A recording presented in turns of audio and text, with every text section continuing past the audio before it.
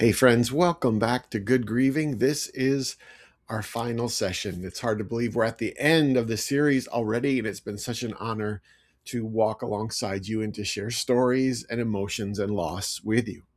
I'm grateful for your investment in this because it isn't only for you, but for a world that desperately needs people who respect and understand and move toward other grieving people.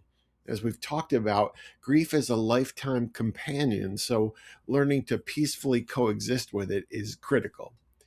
During this last session, I wanted to remind you of everything that we've been through, to rewind a little bit and leave you with some ideas that I hope you'll carry with you as you move forward. Things I hope will make life a little less turbulent and make the past, current, and future injuries a bit easier to sustain. So, the first thing I want you to remember is that you are grieving the right way. When we talk about good grieving, it's never been about a judgment that declares your grieving bad. The goodness has been about finding strategies, practices, and ways to think that allow us to endure trauma and to be able to navigate in ways that are healthy and minimally invasive. So hold on to the truth that you are not getting this wrong, that you are not too emotional, too inconsistent, too needy, too anything.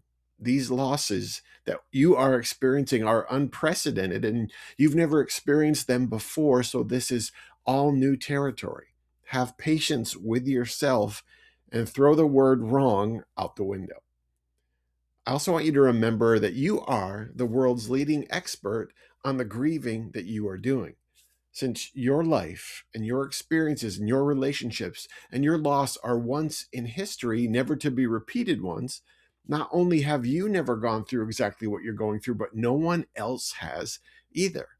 There are all sorts of voices speaking into the hows of grieving, right? Great authors and speakers. There are books and courses, and there is wisdom and help to be found there. But one of the most important ways to grieve is to respect your road and listen to your instincts regarding what you need and how you exist in whatever season you find yourself. I want you to remember that you are the editor of the story in your head. Things happen to us. We can't do anything about the injuries that come from people and through circumstances. As well as we try to plan and as defensively as we try to live, avoiding pain is impossible. But when the things in life that happen, we and only we get to tell ourselves what that means. We get to decide whether the story will be one of a hopeless situation or whether healing, progress, and goodness are still possible. So be mindful of the story you tell yourself about the loss, and most importantly, about your ability to have a present and future that are worth walking into. I want you to remember that grief lives in your body, that there is a physical, emotional, spiritual, existential, and social cost to loss.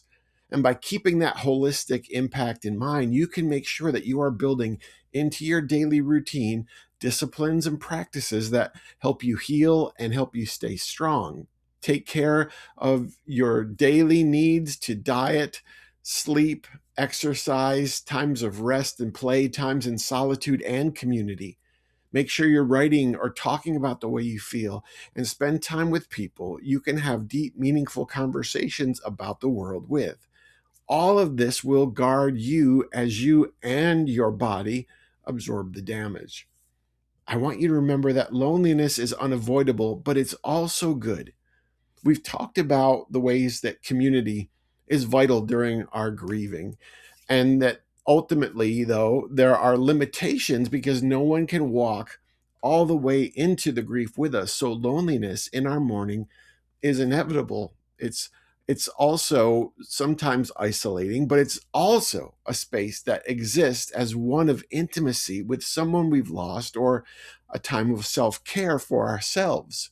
Some of the purest and rawest emotions are there in that lonely place. And to feel that deeply is not a penalty, but it's a privilege of loving and being loved. I want you to remember to grieve the part of you that you've lost because of this trauma or injury or death. We've talked about the way that trauma steals part of our identity. When someone we love dies, they take half of this history we had with them. We no longer have someone to share those memories with or fill in the gaps that we can't remember. So losing of all kinds also chips away, challenges, and changes the way we form our very sense of identity. We eventually become a new version of ourselves. No matter how well we grieve, we are never the same. And it's right and even a good thing to mourn over the version of ourselves that is now gone.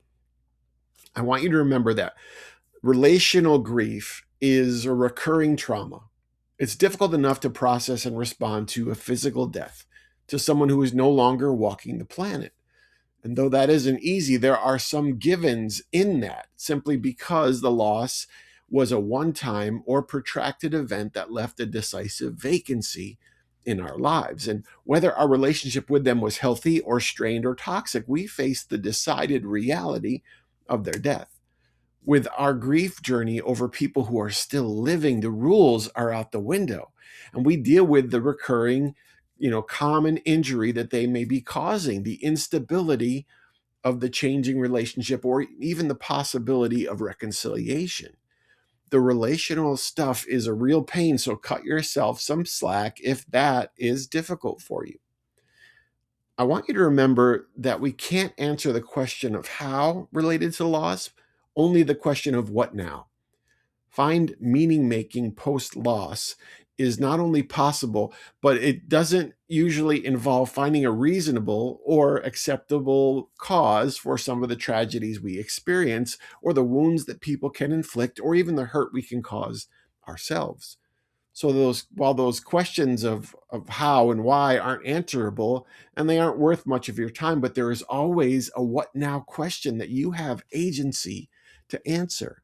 You get to make meaning of the senseless or painful things. You get to define your purpose in all of this. I want you to remember that grief always brings gifts. You didn't want to be here. You didn't choose this journey. It wasn't your first option, but that doesn't make this path useless. You now have perspective and wisdom and priorities and clarified purpose and a new layer of empathy that simply would not have come any other way than through this journey of loss. Do your best to step back and say, what have I learned? Who have I become? Or how am I being changed by this grief? Lastly, I want you to remember that loss isn't good, but grieving can be. Yes, it is the tax on loving people. It is the cost of having someone in your life worth missing, or it is a reminder of your humanity and your capacity to care. Never forget that despite everything you've been through or will go through, as long as you're here, there is still good to do within and around you. So thanks for being with me. If you've missed some of the series, I hope you'll go back and check out those sessions. But I really appreciate your presence. Good grieving, my friends.